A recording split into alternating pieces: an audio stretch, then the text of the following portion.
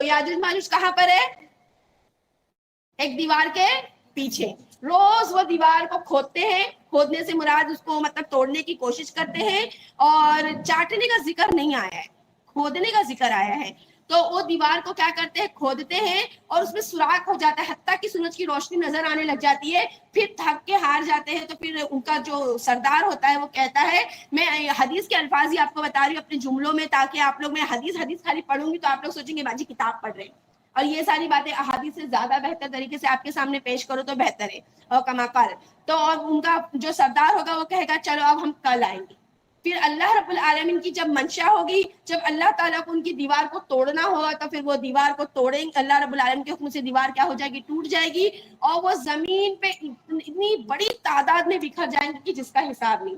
और बिखरने के साथ में ही वो जमीन में फितना फैलाना शुरू कर दें। सोच लो कितने फितने आने वाले, अभी जमीन कयामत आई नहीं है, ये सब निशानियां बता रही हूँ मैं।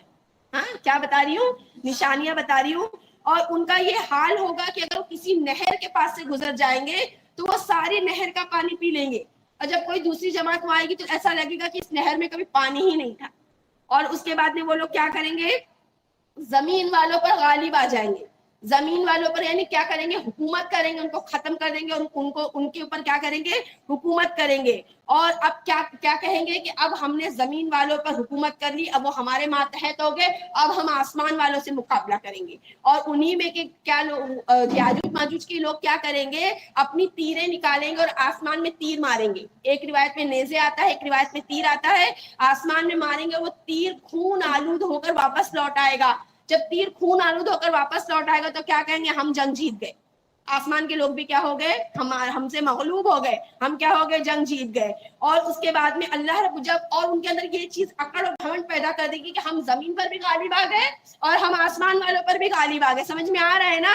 हाँ, कुछ मुश्किल तो नहीं लग रहा है ना? इसलिए मैं बहुत टुकड़े टुकड़े में बता रही हूँ। और उसके बाद में अल्लाह रब्बुल आलमीन उनकी गर्दन में एक कीड़ा पैदा कर देगा, हशरातुल अर्ज कहते हैं जिसको, एक मतलब ऐसा कीड़ा पैदा कर देगा, वो गर्दन के कीड़े से ही अल्लाह ताला उनको क्या कर देगा, हलाक कर देगा, वो खत्म हो जाएंगे। और इतनी बड़ी तादाद में खत्म होंगे, इतनी बड़ी तादाद होगी उनकी कि जमीन पे हर जगह याजूज और माजूज ही नजर आएंगे। फिर और बहुत रिवायतें जाती हैं, खाली आखिरी का मैं बताऊं आपको, कि लोग अपने जानवरों को जब देखेंगे याजूज माजूज खत्म हो गए, अब उनकी मतलब अमन वाला मामला हो गया, अब याजूज माजूज का कोई मसला नहीं है, तो वो अपने जानवरों को जमीन पे छोड़ेंगे कि वो जमीन में थोड़ा हरियाली वगैरह जो हो चर ले।